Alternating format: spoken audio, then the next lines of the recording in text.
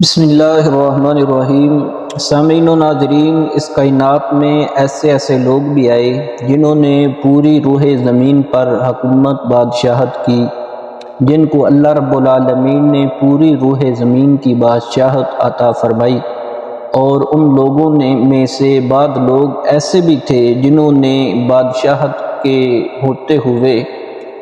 اور غرور و تکبر کرتے ہوئے ربوبیت کا دعویٰ کر دیا۔ ان میں سے ایک وہ تھا جس کا نام فرعون ہے،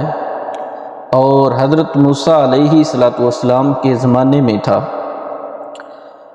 اور بنی اسرائیل کا اور اس فرعون کا ذکر اللہ رب العالمین نے قرآن پاک میں بیان فرمایا۔ سورۃ بقرہ کی آیت نمبر 50 سے لے کر 70 تک اللہ رب العالمین نے ان کا ذکر فرمایا۔ سورۃ بقرہ کی آیت نمبر 50 سے لے کر 70 تک بنی اسرائیل پر 10 نعمتوں کا ذکر کیا گیا ہے کہ اللہ رب العالمین نے ان پر 10 نعمتیں کی اور ان کو وہ نعمتیں عطا فرمائیں۔ اور یہاں تفسیر میں اللہ رب العالمین کے پیارے محبوب پر نازل ہونے والی پیاری کتاب قرآن پاک کی تفسیر میں مفسرین کرام نے حضرت موسیٰ علیہ السلام کی پیدائش کا ذکر بھی کیا۔ سدی بیان فرماتے ہیں کہ فرعون نے خواب دیکھا کہ بیت المقدس سے ایک آگ نمودار ہوئی اور مصر کے مکانوں کو لپیٹ میں لیتی ہوئی آئی اور قبطیوں کو جلا ڈالا اور بنی اسرائیل کو چھوڑ دیا۔ اس نے جادوگروں اور کہنوں کو بلایا اور اس خواب کی تعبیر معلوم کی۔ انہوں نے کہا، جس شہر سے بنی اسرائیل آئے ہیں یعنی بیت المقدس سے، وہاں ایک شخص پیدا ہوگا جس کے ہاتھ سے مصر کے لوگ مارے جائیں گے۔ تب فرعون نے یہ حکم دیا کہ بنی اسرائیل کے ہاں جو لڑکا پیدا ہو اس کو قتل کر دیا جائے، جو لڑکی پیدا ہو اس کو چھوڑ دیا جائے۔ اس نے قبطیوں سے کہا، تمہارے جو غلام باہر کام کرتے ہیں ان کو بلا لو، ان کی جگہ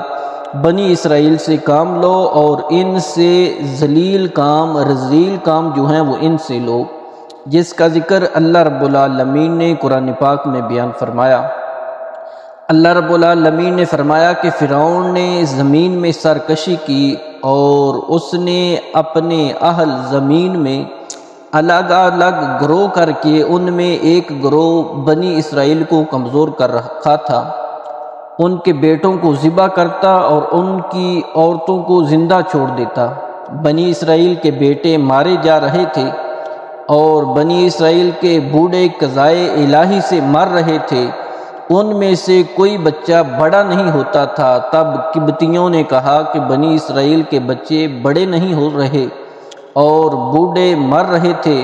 اس طرح ان میں کوئی مرد باقی نہیں رہے گا، پھر ہمارے کام کون کرے گا؟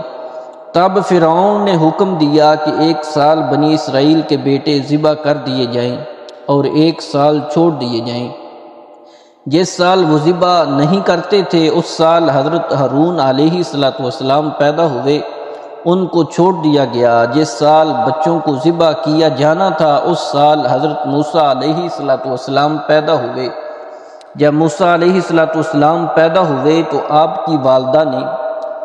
ایک مستری سے ایک صندوق بنوایا، اس میں بستر لگایا، اس میں اپنے بیٹے حضرت موسیٰ علیہ السلام کو بٹھا دیا، اس کو تالا لگا دیا اور اس کو دریا کے سپرد کیا، دریا میں رکھ کر اللہ رب العالمین کے سپرد کر دیا، اور وہ صندوق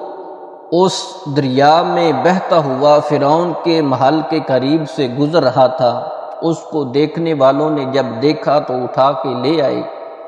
اور فرعون نے جب اس کے سامنے اس صندوق کو کھولا گیا تو اس نے جب دیکھا کہ اس میں بچہ ہے اور بیٹا ہے، اس کے ہاں اولاد نہ تھی، اس نے حکم دیا کہ قتل کر دیا جائے۔ لیکن اس کی بیوی حضرت آسیہ نے کہا کہ نہ اس کو اپنا بیٹا بنا لیا جائے اور یہ ہماری آنکھوں کی ٹھنڈک ہوگا۔ جب اس صندوق کو دریا میں بہایا تھا تو حضرت موسیٰ علیہ السلام کی والدہ نے حضرت موسیٰ علیہ السلام کی بہن کو حکم دیا تھا کہ وہ دیکھے یہ صندوق کہاں جاتا ہے، وہ دور سے دیکھتی رہی کہ وہ صندوق فرعون کے محل میں چلا گیا، اور جب انہوں نے موسیٰ علیہ السلام کو اپنا بیٹا بنا لیا اور ان کے لیے وہ دودھ کا انتظام کرنا چاہتا تھا حضرت موسیٰ علیہ السلام کے لیے، اور شہر میں اعلان کیا کہ جو عورتیں ہیں، جو دائیاں ہیں، جو بچوں کو دودھ پلاتی ہیں، جب ان کو بلایا گیا تو حضرت موسیٰ علیہ السلام نے ان میں سے کسی کا دودھ نہ پیا۔ تو آپ کی بہن وہ دیکھ رہی تھی، آپ نے کہا کہ میری نظر میں ایک عورت ایسی ہے کہ جس کا دودھ بڑا صاف، شفاف اور خوشبودار ہے، اور آپ اگر کہیں تو میں اس کو بلا کے لاتی ہوں۔ حضرت موسیٰ علیہ السلام کی بہن گھر میں گئی، دوڑی گئی، خوشی خوشی اپنی والدہ کو بتایا کہ میرا بھائی وہ فرعون کے محل میں ہے، اس نے موسیٰ علیہ السلام کو اپنا بیٹا بنا لیا ہے، اور وہ اجرت کے طور پہ رکھنا چاہتا ہے ایک عورت کو جو اس کو دودھ پلائے۔ حضرت موسیٰ علیہ السلام کی والدہ آتی، ہر روز آتی، موسیٰ علیہ السلام کو دودھ پلاتی۔ اللہ رب العالمین کا یہ انعام تھا کہ حضرت موسیٰ علیہ السلام کی والدہ اپنے ہی بیٹے کو دودھ پلاتی ہیں اور ان سے اجرت بھی لیتی ہیں۔ ایسے اللہ رب العالمین نے اپنے پیارے پیغمبر حضرت موسیٰ علیہ السلام کی پرورش فرمائی۔ وہ اللہ رب العالمین کے دشمن اور سرکشی پھیلانے والے موسیٰ علیہ السلام کے دشمن فرعون کے گھر میں اللہ رب العالمین نے اپنے پیارے پیغمبر حضرت موسیٰ علیہ السلام کی پرورش اس طرح کروائی، وہ بھی اپنے بھی دشمن سے، اپنے پیارے پیغمبر حضرت موسیٰ علیہ السلام کے بھی دشمن سے۔ جب اللہ رب العالمین کوئی کام کرنا چاہتا ہے تو اللہ رب العالمین جس کام کا ارادہ فرماتا ہے، خالق کائنات کن فرماتا ہے، اور وہ کام جو ہے وہ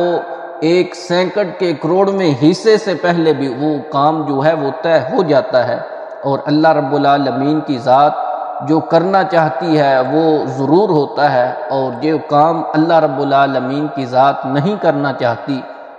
وہ کائنات کی جو بھی طاقت اپنا زور لگا لے وہ کام کبھی بھی نہیں ہو سکتا۔ یہ اللہ رب العالمین کی حکمت کے کام ہوتے ہیں۔ اللہ رب العالمین نے اس طرح اپنے پیارے پیغمبر حضرت موسیٰ علیہ السلام کی ولادت بھی ایسے ہوئی اور پرورش بھی اللہ رب العالمین نے ایسے کروائی۔